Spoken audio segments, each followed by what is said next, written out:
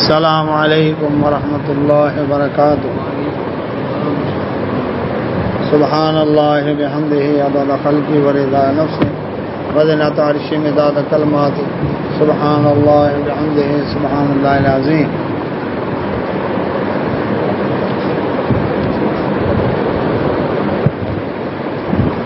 پانچواں پارہ ہے سورہ النساء.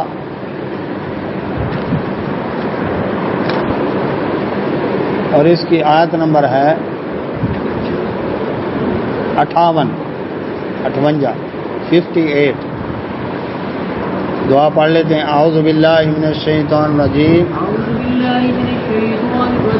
رب اشرح لی صدری ویسر لی امری واحلل عقدۃ من لسانی یفقہوا قولی.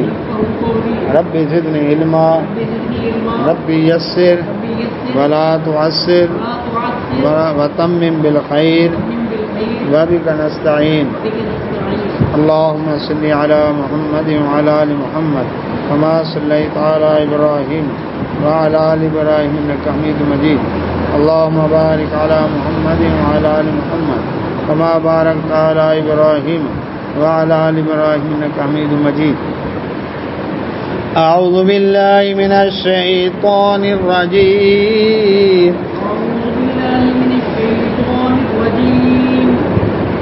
إن الله يأمركم أن تؤدوا الأمانات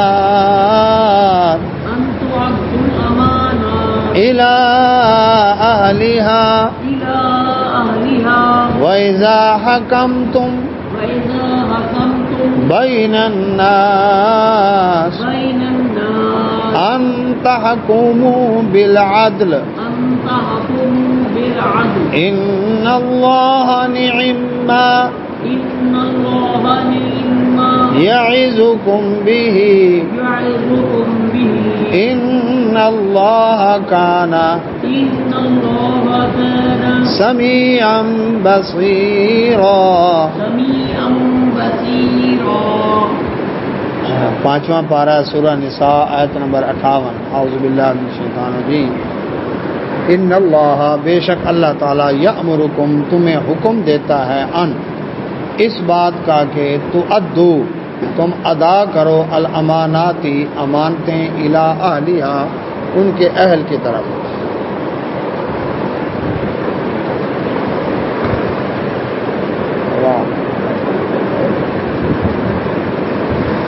اللہ سبحانہ و تعالیٰ نے اس آیت مبارکہ میں جو حکم دیا ہے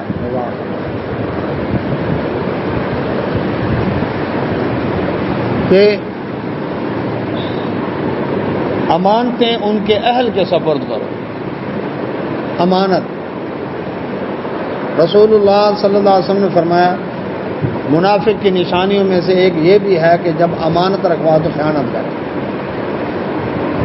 امانت کسی کا مال بھی ہو سکتا ہے, کسی کی جان بھی ہو سکتی ہے. وعلیکم السلام. کسی کی سیکورٹی آپ نے ذمہ لی ہے تو وہ بھی امانت ہے نا. کسی کا مال, کسی کی جان, کسی کی عزت اور کسی کا راز یہ بھی امانت ہے. اور اپنی ڈیوٹی وہ بھی امانت ہے. جس کی تنخواہ لیتے ہیں, ڈیوٹی ٹائم مقرر ہے, اب اس ڈیوٹی میں ڈنڈی مارنا یہ بھی امانت میں خیانت ہے. وعلیکم السلام ورحمۃ اللہ. تو اللہ سبحانہ و تعالیٰ فرماتے ہیں امانتیں ان کے اہل کے سپرد کرو. اب ایک تو امانت میں خیانت نہیں کرنی. دوسرے نمبر پر کیا فرمایا کہ یہ دیکھو امانت جو اس کے اہل ہے, مثلا کسی کو راز دے رہے ہیں, کیا وہ سنبھال سکے گا؟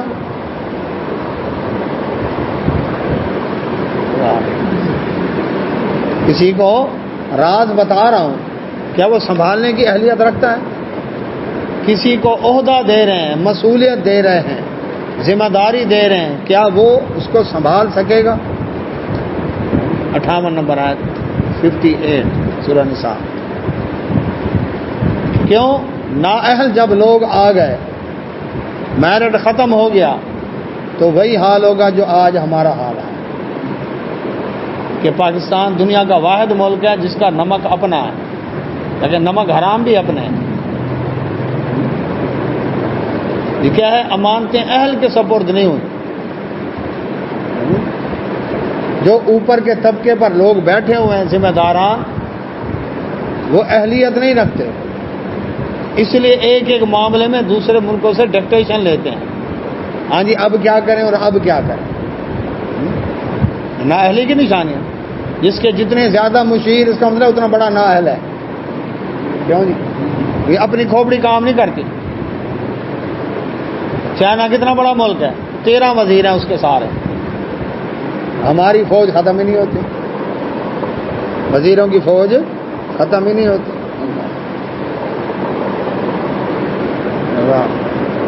تو اللہ سبحانہ و تعالیٰ فرماتے ہیں بے شک اللہ تمہیں حکم دیتا ہے کہ امانتیں ان کے اہل کے سپرد کرو۔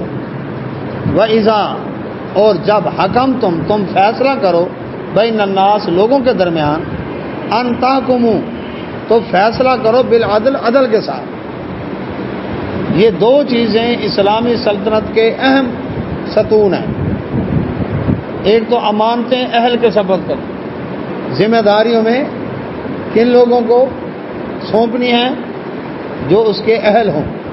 جب نااہل آئیں گے نتیجہ کیا نکلے گا؟ سارا کام چوپٹ ہو جائے گا، اس کو پتہ ہی نہیں۔ اب برادری بیس پر، قومی نسلی بیس کے اوپر اگر عہدے دیے جائیں گے، کوٹا سسٹم کے تحت اگر عہدے دیے جائیں گے، جی میرٹ نہیں دیکھا جائے گا، تو نتیجہ کیا نکلے گا جو آج ہمارے سامنے۔ تو جتنے بھی نظام ہیں ان نظاموں کے اندر دیکھیں اللہ سبحانہ و تعالیٰ نے ایک طریقہ بتایا ہے۔ اسلامی نظام ان میں ایسا نظام ہے جس میں میرٹ کو بنیاد بنایا گیا ہے۔ یہاں پر کیا فرمایا؟ کسی عربی کو عجمی پر، کسی گورے کو کالے پر کوئی فوقیت نہیں۔ اسلام میں رنگ، نسل، زبان، وطن اس کو نہیں دیکھا گیا، اہلیت کو دیکھا گیا۔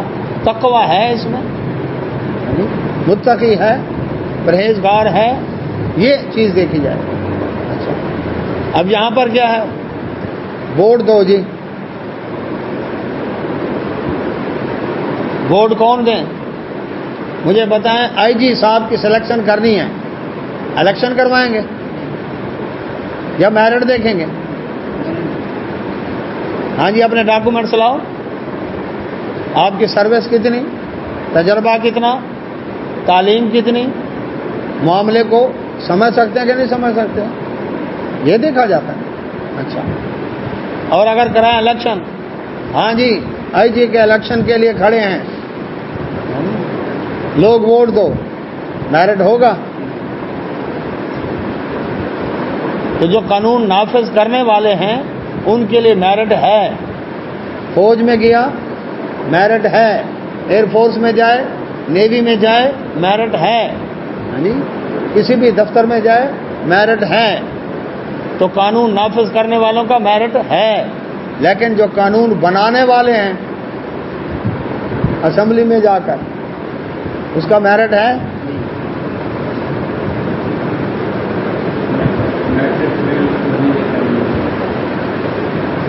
بلوچستان کا وزیر اعلیٰ بی اے کی ڈگری جھیلی، اور لفظ کیا کہتا ہے؟ ڈگری ڈگری ہوتی ہے، چاہے اصلی ہو چاہے نقلی ہو۔ اب یہ لوگ بیٹھ کر بنائیں گے قانون، سارا کام چوپٹ ہو گیا کہ نہیں؟ ایک اچھی گھوڑ دیتی شروع تو بنیادی بندہ کیا بچی، اور اب تک انگوٹھا چھاپ آتے رہے ہیں، انگوٹھا چھاپ آتا ہے۔ تو جو قانون بنانے والے ان کا میرٹ ہی کوئی نہیں، ان کو اگر میرٹ پہ رکھا جائے تو نتیجہ کیا نکلا؟ نتیجہ یہی نکلا، امریکہ کے وزیر اعظم کا کیا نام ہے شراز بھائی؟ امریکہ میں وزیر اعظم ہے ہی نہیں۔ اچھا اور برطانیہ کے صدر کا کیا نام ہے جی؟ صدر ہے ہی نہیں. ہاں جی. اب صدر اکیلا نہیں ہوتا, صدر کے نیچے اس کی پوری کابینہ ہوتی ہے. صدر ہے, گورنر ہے, آگے نیچے ایسے پورا چین چلتی ہے بیوروکریسی کا. وزیر اعظم اکیلا نہیں ہوتا, نیچے وزیر اعلیٰ ہیں, وزرائے اعلیٰ ہیں, نیچے ایک محکمے کا وزیر ہے, اور نیچے تک ایم پی ایم این اے سارا نیچے جاتا ہے, پورا پارلیمان نظام ہوتا ہے. اب دیکھیں, امریکہ ترقی یافتہ ملک ہے, برطانیہ ترقی یافتہ ملک ہے. امریکہ ترقی یافتہ ملک ہونے کے باوجود وزیر اعظم نہیں پال سکتا, اس کا خرچہ نہیں برداشت کر سکتا. برطانیہ ترقی یافتہ ملک ہونے کے باوجود صدر کا خرچہ نہیں پال سکتا, اس کو نہیں پال سکتا. اور ہم دونوں کو پال رہے ہیں, صدر بھی ہے, وزیر اعظم بھی ہے. کباڑا ہوگا کہ نہیں؟ ایک کی سیکورٹی پر کتنا خرچہ؟ 30 ارب روپیہ ماہانہ کا خرچہ ہے. 4 صوبائی اسمبلیاں, ایک قومی اسمبلی اور ایک سینٹ. مہینے کا خرچہ کتنا؟ 30 ارب روپیہ. ملک ترقی کرے گا؟ اتنے ہزار منٹ فری, اتنا پٹرول فری, ٹھیک ہے جی, میڈیکل فری, ملک کے اندر ہوائی جہاز کا ٹکٹ فری, باہر گئے ہیں تو پھر ٹور فری, جو وہاں سے تحفے ٹی اے ڈی الگ. تو پھر کباڑا ہوگا کہ نہیں ہوگا ملک کا؟ اللہ اکبر. اسلام میں, وعلیکم السلام, مسجد سے الگ ہٹ کر کوئی سیکٹریٹ الگ نہیں ہے, کوئی شاہی محل الگ تیار نہیں کیا گیا. یہاں پریزیڈنٹ ہاؤس الگ ہے, پرائم منسٹر ہاؤس الگ ہے, ہاں جی, باقی سب کے محکموں کے ہاؤس الگ ہیں, اور ہر ایک کا کتنا کتنا خرچہ ہے. پھر ملک ترقی کرے گا؟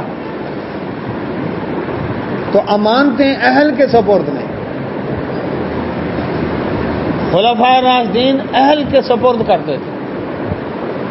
ایک عورت آئی سیدنا عمر رضی اللہ عنہ کے خدمت میں, میرا خامن دن کو روزہ رکھتا ہے, رات کو نفل پڑھتا ہے, اللہ کی عبادت ہی کرتا ہے نا, میں کیا کہہ سکتی ہوں؟ اب آپ سوچیں ذرا, وہ کیا کہنا چاہتی ہے؟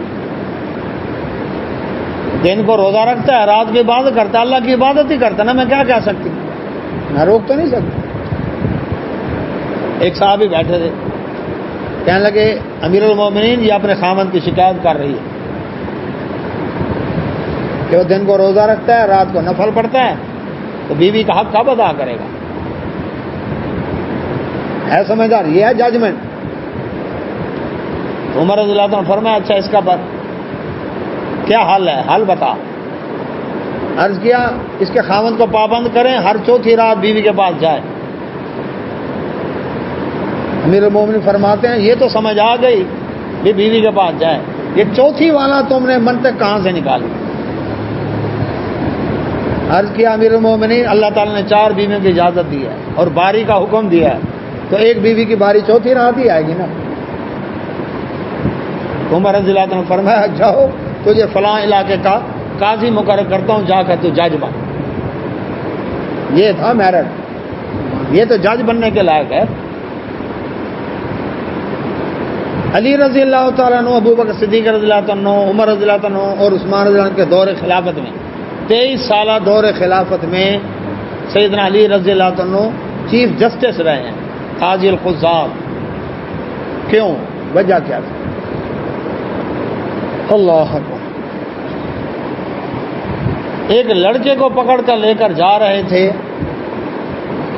نوجوان تھا, سنسار کرنے کے لیے, اس کو کوڑے لگانے کے لیے. پوچھا گیا کیوں؟ جی اس نے عورت کے اوپر زنا کی تہمت لگائی ہے. اس نے عورت کے اوپر زنا کی تہمت لگائی. وہ لڑکا کہتا ہے یہ میری ماں, وہ عورت کہتی ہے میری شادی نہیں ہوئی, اس کا بھائی اس کے ساتھ ہے, یہ میرے اوپر زنا کی تہمت لگا رہا. کیسا مقدمہ ہے؟ عورت کہتی ہے میری شادی نہیں ہوئی, یہ میرا بھائی گواہی دے رہا ہے, بھائی اس کا ساتھ ہے. اور لڑکا کہتا ہے یہ میری اماں ہے, وہ کہتے اس نے مجھ پر زنا کی تہمت لگی, جب شادی نہیں ہوئی تو میں یہ میرا بیٹا کیسے ہوا؟ وعلیکم السلام. اب وہ کیا کر رہے ہیں اس کو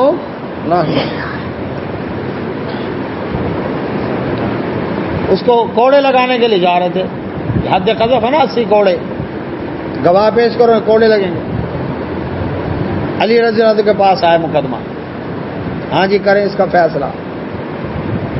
علی رضی اللہ عنہ نے سارا بیان سنے، بیان سن کر لڑکا کہتا ہے یہ میری اماں ہے، عورت کہتی ہے میری شادی نہیں ہوئی، میرا بھائی ساتھ ہے یہ گواہی دے رہا ہے میری بہن نے تو شادی نہیں کی۔ انا للہ۔ اب وہ لڑکے کیوں تہمت کی سزا دینے کے لیے حد قذف 80 کوڑے لگانے کے لیے لے کر جا رہے تھے، جس نے تہمت لگائی ہے 4 گواہ نہیں ہے۔ مقدمہ آیا علی رضی اللہ عنہ کے پاس، سیدنا علی رضی اللہ عنہ نے دونوں کے بیان سن کے پتہ کیا کیا، لڑکے کا ہاتھ پکڑ کے کہا میں اس عورت سے اس کا نکاح کرتا ہوں۔ وہ عورت بولی کبھی بیٹے کا ماں سے نکاح ہوتا ہے؟ اب گئی پکڑی، اب کہا بتا سچ کیا بات ہے۔ وعلیکم السلام۔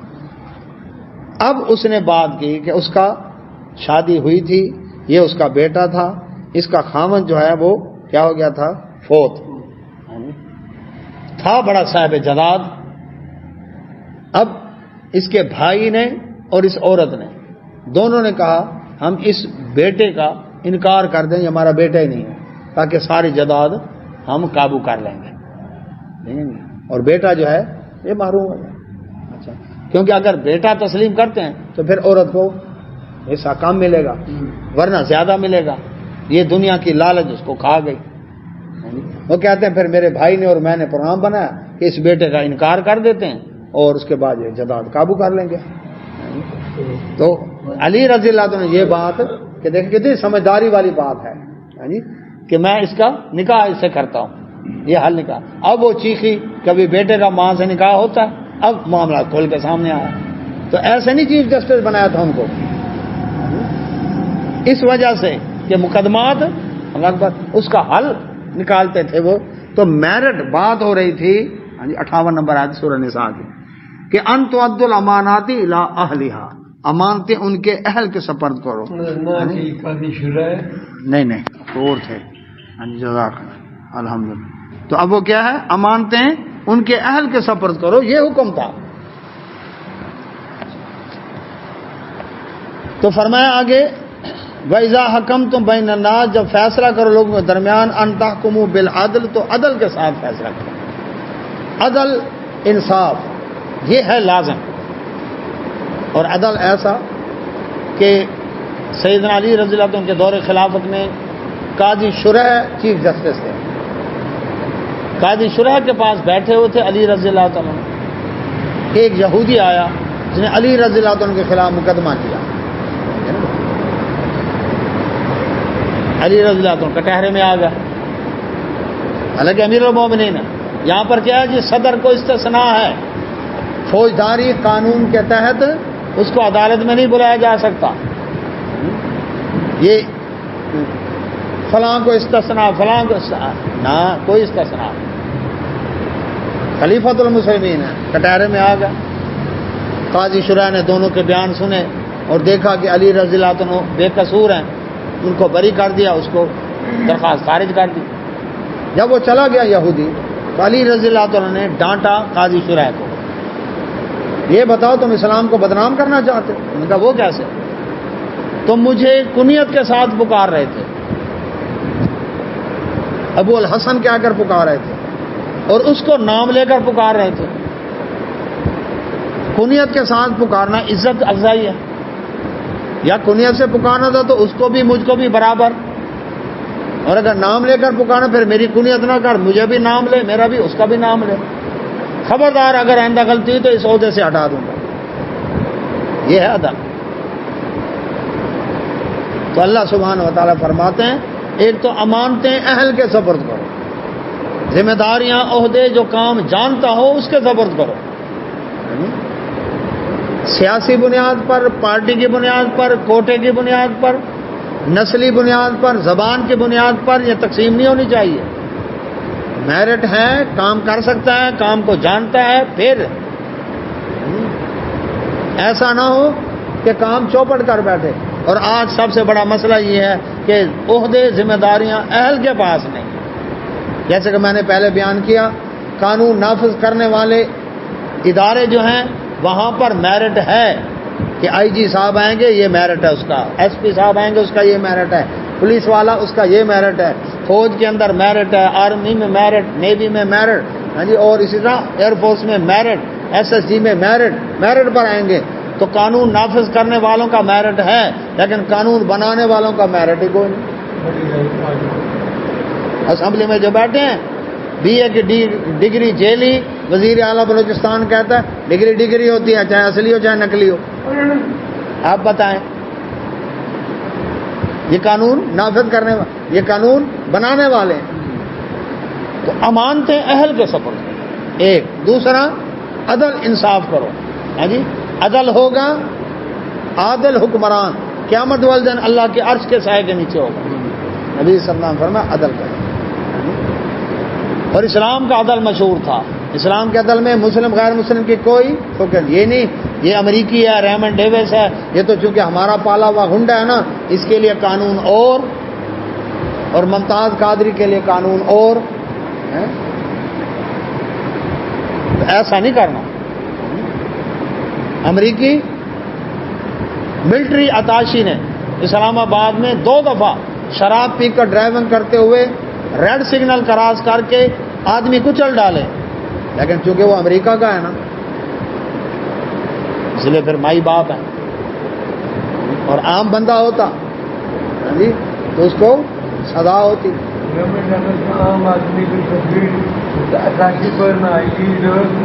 تو اللہ سبحانہ تعالیٰ فرمائے ان اللہ، بے شک اللہ تعالیٰ نعم ما، اچھی طرح یعظکم بہ، تمہیں نصیحت کرتا ہے، اس کی بڑی اچھی طرح نصیحت کرتا ہے. ان 2 قوانین کا خیال رکھنا، امانتیں اہل کے سپرد اور معاملہ عدل کے ساتھ، فیصلہ عدل کے ساتھ. یا رحمت اللہ. ان اللہ، بے شک اللہ کان ہے سمیعا، سننے والا، بصیرہ، دیکھنے والا. اللہ سن رہا ہے تمہاری باتوں کو. تم عدل کرتے ہو کہ نہیں کرتے؟ امانتیں اہل کے سپرد کرتے ہو کہ نہیں کرتے؟ اور دیکھ رہا ہے تمہارے معاملات کو. یا ایھا الذین آمنوا، اے ایمان والو، اطیعوا اللہ، اللہ کی اطاعت کرو، واطیعوا الرسول، اور رسول اللہ صلی اللہ علیہ وسلم کی اطاعت کرو، واولی الامر، اور صاحب امر کی، منکم، جو تم میں سے ہیں ان کی اطاعت کرو. اطاعت اور اتباع میں کیا فرق ہے؟ اتباع کا معنی ہے پیچھے چلنا، اطاعت کا معنی ہے دل کے گہرائی کے ساتھ، خلوص کے ساتھ بات ماننا. اتباع، میں ایک ایکشن کر رہا ہوں آپ نے اسی طرح کیا، میں چلا آپ بھی چلے، میں رکا آپ بھی رکے، یہ اتباع ہے. ہو سکتا ہے دکھاوے کے لیے کر رہا ہو سکتا ہے دل سے کر رہا ہو، کوئی وہ نہیں، لیکن ایکشن کر رہا ہے.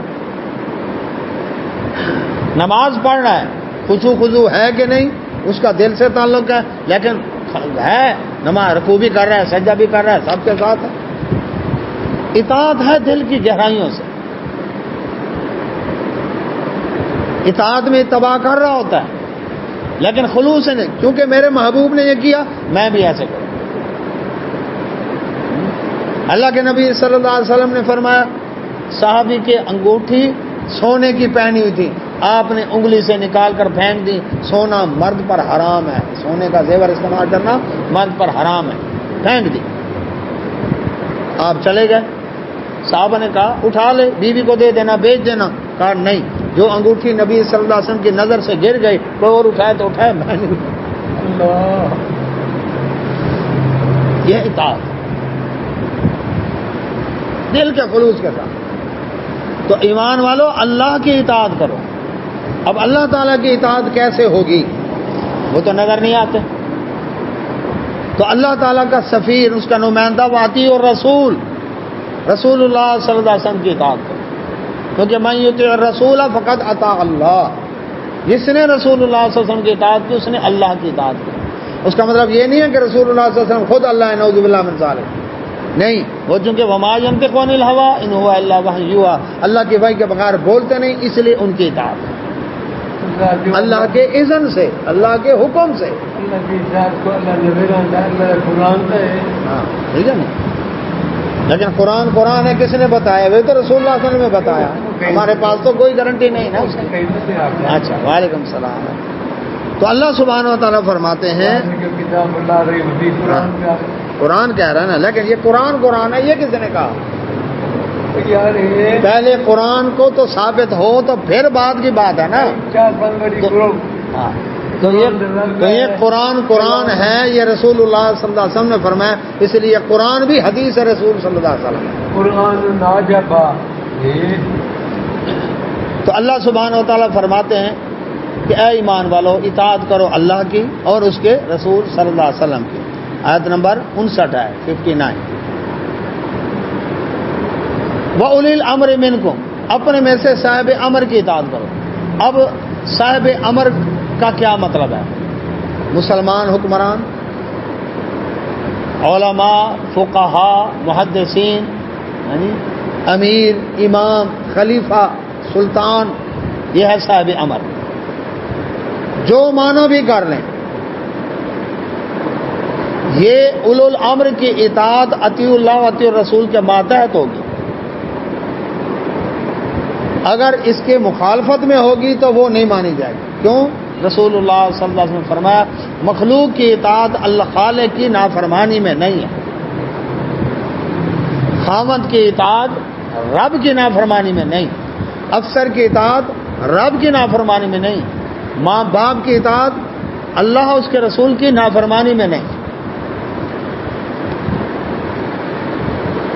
پیر و مرشد کی فرما برداری اللہ اس کے رسول کی مخالفت میں نہیں۔ یہ دیکھو اس کا حکم اللہ اس کے رسول کے مخالف تو نہیں، کیوں؟ کلمہ کس کا پڑھا ہے؟ اللہ اس کے رسول صلی اللہ علیہ وسلم کا پڑھا، اولو الامر کا تو نہیں پڑھا۔ تو جو معنی مرضی مراد لیں، علماء لیں، فقہاء لیں، محدثین لیں، اللہ اکبر، علماء اساتذہ لیں، والدین لیں، ملک کا حکمران لیں، مسلم حکمران لیں، اللہ رب العزت فرماتے ہیں فَإِن تَنَازَعْتُمْ، اگر تمہارا جھگڑا کھڑا ہو جائے، اگر تمہارا تنازع ہو جائے، تنازع اللہ سے ہو سکتا ہے؟ کیوں مشتاق صاحب؟ اللہ کے رسول صلی اللہ علیہ وسلم سے جھگڑا ہو سکتا ہے؟ مسلمان رہے گا نہیں رہے گا۔ اب جھگڑا ہوا اولو الامر سے، مسلمان حکمران سے، خلیفہ سے، امام سے، امیر سے جھگڑا ہو گیا، سلطان نے وقت سے جھگڑا ہو گیا، فقہاء کرام سے جھگڑا ہو گیا، ائمہ کرام سے جھگڑا ہو گیا، پیر و مرشد سے جھگڑا ہو گیا، والدین سے، افسر سے۔ اب کیا کرنا ہے؟ اب فرمایا اس کے بارے میں الگ سے 1.5 اینٹ کی مسجد الگ بنانے کی بجائے، پارٹی دھڑا گروپ الگ بنانے کی بجائے تمہیں ایک حل بتاتا ہوں۔ فَإِن تَنَازَعْتُمْ، اگر تمہارا تنازع ہو جائے، جھگڑا ہو جائے، فِي شَيْءٍ، کسی بھی معاملے میں، کیا کرو؟ فَرُدُّوهُ، اس کو لوٹا کر لے آؤ الی اللہ، اللہ کی طرف، والرسول، اور رسول اللہ صلی اللہ علیہ وسلم کی طرف۔ ان کنتم، اگر ہو تم، تؤمنون باللہ، اللہ پر ایمان رکھتے، والیوم الآخر، قیامت کے دن پر ایمان رکھتے، ذالک خیر، یہ بہتر ہے، وَأَحْسَنُ تَأْوِیلًا، اس کا انجام بھی بڑا اچھا ہو۔ تو اس کا مطلب ہے اصل اطاعتیں کتنی ہو گئیں؟ 2، اطیع اللہ و اطیع الرسول، اس لیے آگے اطیع اولو الامر نہیں کہا، اطیع اللہ و اطیع الرسول کہا، آگے واطیع اولو الامر نہیں کہا، اس کو ان دونوں اطاعتوں کے ماتحت رکھا،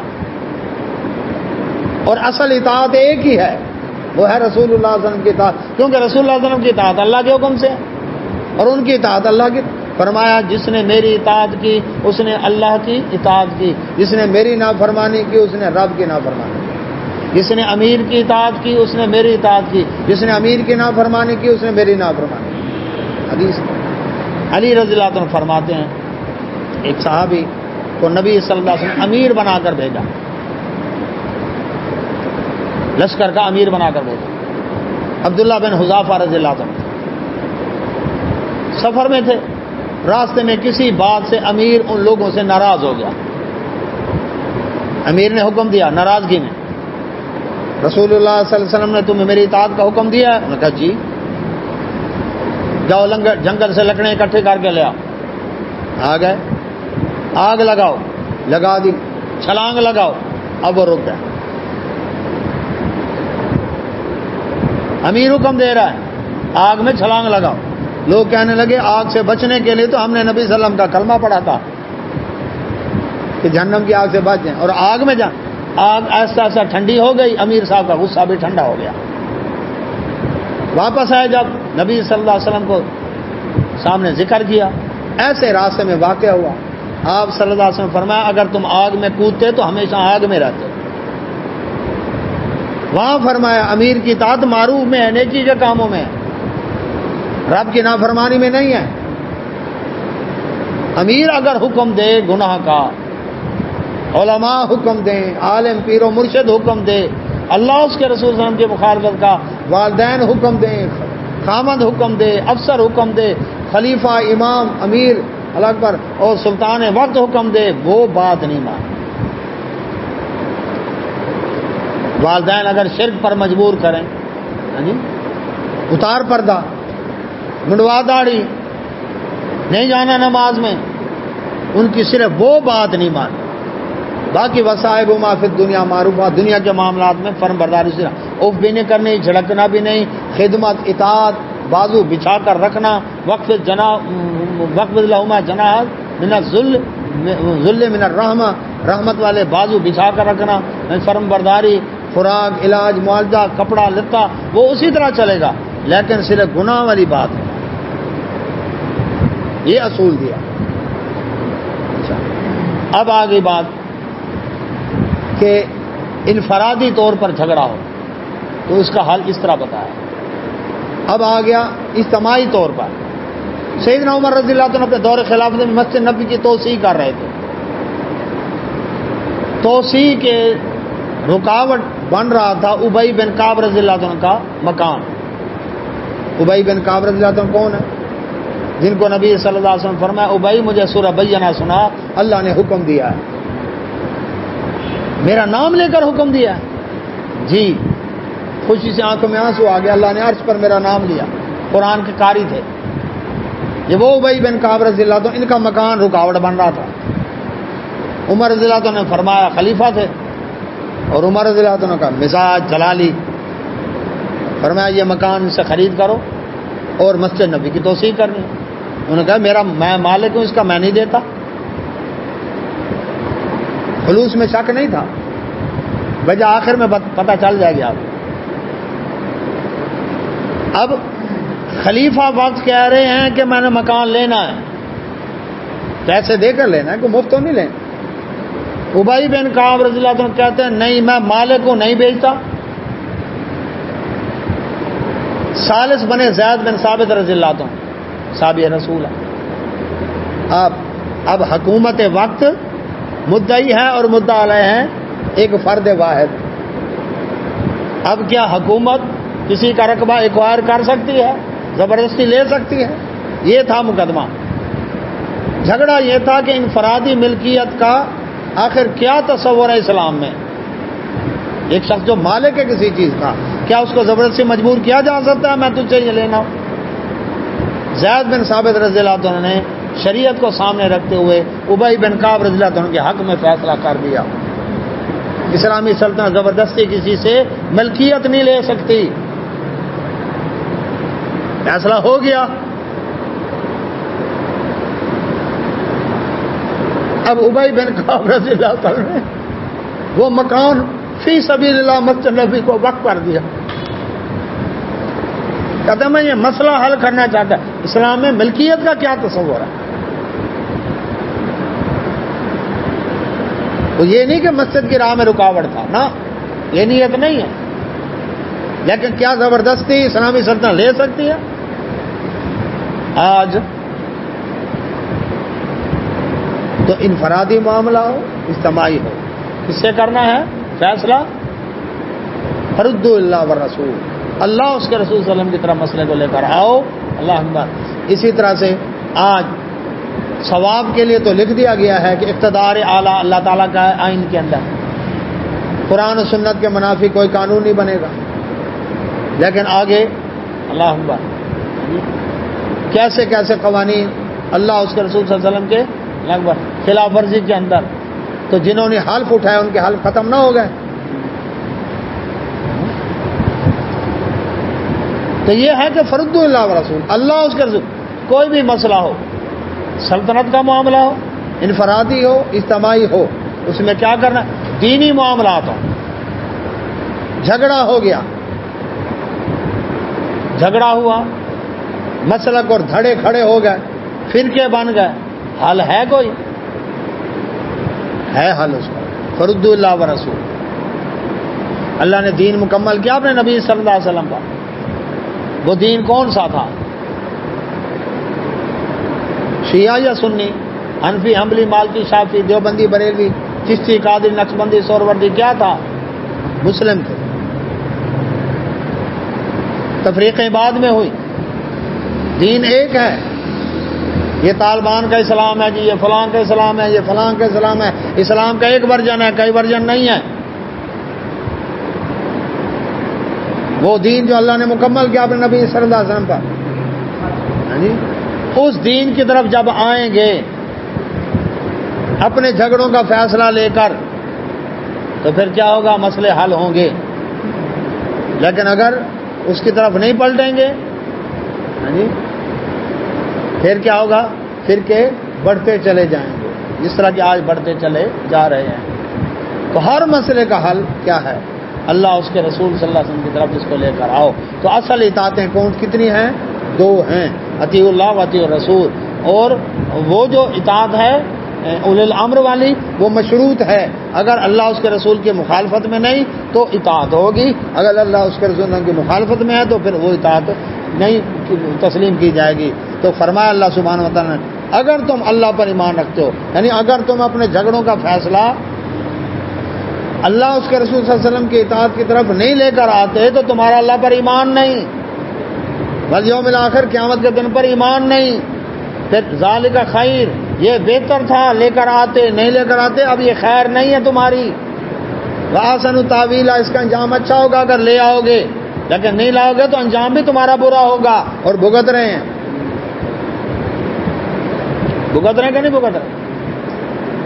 اب جھگڑے ہو گئے ہر مسئلے کے اندر، حنفی، حنبلی، مالکی، شافعی لڑ رہے ہیں، دیوبندی، بریلوی لڑ رہے ہیں، قادری کہتے ہیں قوالی حرام، نقشبندی کہتے ہیں قوالی حرام، چشتی اور سہروردی کہتے ہیں قوالی حلال، لڑ رہے ہیں، جھنڈوں کے رنگ کے اوپر لڑ رہے ہیں، پگڑی کے رنگ کے اوپر لڑ رہے ہیں۔ بھائی فرد اللہ و رسول، اللہ اس کے رسول صلی اللہ علیہ وسلم کی طرف لے۔ آپ میلاد نہیں مناتے جی، منانے کو تیار ہیں، میلاد منانے کا سنت طریقہ بتاؤ، سنت طریقے میں دلیل دو گے نا، صحیح حدیث سے بتاؤ گے نا۔ تو اللہ کے نبی صلی اللہ علیہ وسلم ہر سوموار کو روزہ رکھتے تھے، رکھو روزہ۔ آپ نے روزہ رکھ کر واضح کر دیا یہ عید کا دن نہیں ہے، تم سال بعد مناؤ، ہم کہتے ہیں ہر سوموار کو روزہ رکھ کے مناؤ، یہ سننا تھا۔ کل خوانی نہیں کرتے جی، ہاں جی، کل خوانی کا سنت طریقہ بتاؤ۔ نبی صلی اللہ علیہ وسلم تیسرے دن اکٹھا کر کے سپارے پڑھا کر اللہ اکبر ایسے ختم دلوایا ہو، ثابت کریں، ہم کریں گے، کیوں نہیں کریں؟ غم حسین منانے کا سنت طریقہ بتاؤ، جو رسول اللہ صلی اللہ علیہ وسلم بتایا ہو۔ آپ کے دور میں صحابہ کرام کتنے شہید ہوئے، آپ نے تازیہ نکالا ہو، گھوڑا دلدل، جھنڈا پنجا نکالا ہو، اس طرح سے تلواروں زنجیروں کا ماتم کیا ہو، ثابت کریں، ہم کریں گے، کیوں نہیں کریں؟ ٹھیک ہے جی، سودا بارے ہے فرد اللہ و رسول، اللہ اس کے رسول صلی اللہ علیہ وسلم کی طرف اپنی نماز، اپنا روزہ، زکوٰۃ، حج، عمرہ، جی نکاح، طلاق، جتنے معاملات ہیں فرد اللہ، جھگڑے ہیں نا، اس کا حل ہے کس طرف؟ اللہ اس کے رسول کی طرف لے کر آؤ، اس کا انجام اچھا ہوگا، یہ تمہارے لیے بہتر ہوگا۔ اور جی کیا ہم قرآن حدیث کو نہیں مانتے؟ ہم بھی مانتے ہیں۔ کیسے مانتے ہیں بتا دوں، ناراض نہ ہونا۔ ہاں جی ٹھیک ہے، قرآن کی آیت ہے، نبی صلی اللہ علیہ وسلم فرمان ہے، لیکن میرے امام کا یہ مسلک نہیں،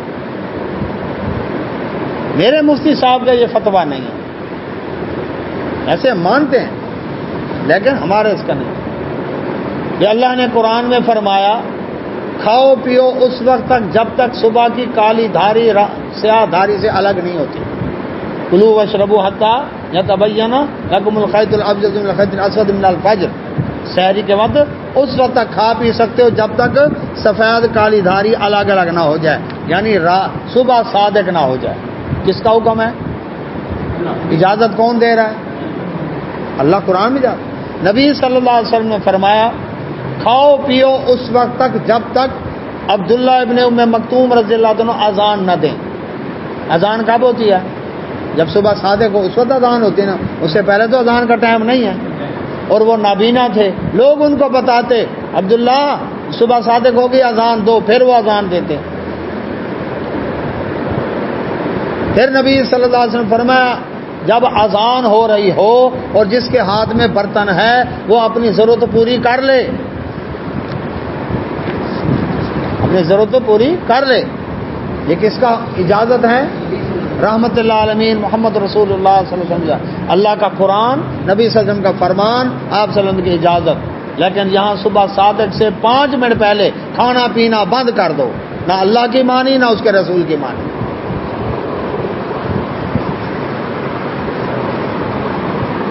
واب صوم غد نویت من شہر رمضان, بھائی قرآن میں ہے, حدیث میں ہے, یہ نیت کیا نبی صلی اللہ علیہ وسلم نے.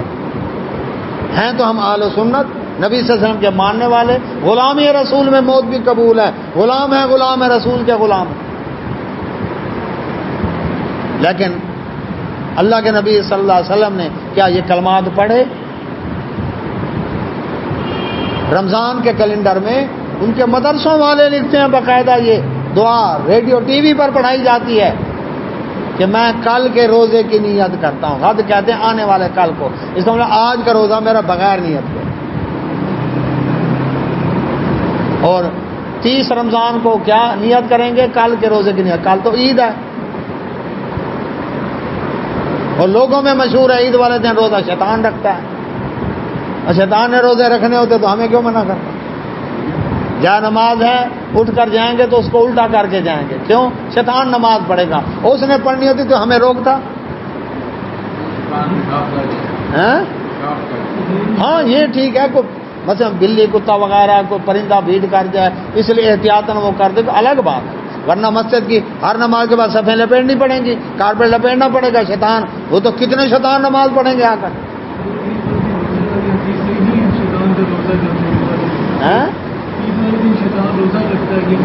نہیں حدیث تو نہیں ہے, یہ تو لوگوں میں مشہور ہے, اس لیے وضاحت کی لوگوں میں مشہور ہے. اچھا, تیسرا قرآن مجید کھلا چھوڑ کے گئے, چلو میں ہاتھ دھو کر آ رہا ہوں, قرآن کھلا. شیطان قرآن پڑھے گا, اس نے پڑھنا ہوتا ہمیں روکتا. تو اپنے طور پر لوگوں نے رسومات کو دین بنا لیا, جو اصل دین ہے اس کی طرف نہیں آیا. یہ ایک مثال دی, دیگ میں سے ایک چاول کا دانہ چکھایا آپ نے, تو کیا فرمایا؟ اپنے جھگڑوں کا فیصلہ کس سے کراؤ. ہاں جی, آخری بات کر کے ختم کرتا ہوں. یہیں گھنٹہ گھر چوک سے میں 9 نمبر چنگی کے لیے تانگے پر سوار ہوا, اس وقت تانگے چلتے تھے, سواریاں آئیں, ایک 4 کونوں کی ٹوپی والا آ کر بیٹھا میرے ساتھ, کہنے لگا جی حضرت جی آپ کس کے مرید ہیں؟ میں نے کہا جس کا سارے پیروں نے کلمہ پڑھا ہے میں اس کا مرید ہوں. وہ کن کا؟ میں کہا اللہ کے نبی محمد رسول اللہ صلی اللہ علیہ وسلم کا, جن کا سارے پیروں نے کلمہ پڑھا ہے کہ نہیں پڑھا؟ اچھا, کہتے نہیں میرا مقصد ہے یہ جو سلسلے ہیں نا, چشتی, قادری, نقشبندی, سہروردی, ان میں نے کہا میرا سلسلہ محمدی ہے, میں امت محمد صلی اللہ علیہ وسلم میں سے. کہتے نہیں جی یہ پیروں. اب باقی سواریاں بول پڑیں, کہتے انہوں نے بات ٹھیک کہی ہے, میرے بارے میں کہیں بات ٹھیک کہی ہے, آپ جو ہے نا فرقہ واریت آپ پھیلاتے ہیں. جن کا سارے پیروں نے کلمہ پڑھا ہے ان کا کلمہ مان لو, بات ختم, جھگڑا ہی نہیں. ہاں جی, ہمارا سلسلہ کون سا ہے جی؟ سلسلہ محمدی ہے, محمد صلی اللہ علیہ وسلم کی امت میں سے ہیں. ہاں جی, بات ہی ختم ہو گئی. تو کلمہ جس کا پڑھا اللہ اس کا رسول صلی اللہ علیہ وسلم کا, جب کلمہ ان کا پڑھا ہے بات ان کی اتھنٹک ہے, ان کی طرف لوٹائیں. فرمایا ذالک خیر, یہ بہتر ہے, وآحسن التاویل, اس کا انجام بھی بڑا اچھا ہے. اللہ سے دعا اللہ سنن توفیق عطا فرمائے. واخر دعوانا الحمدللہ رب العالمین. سبحانک اللہم و بحمدک.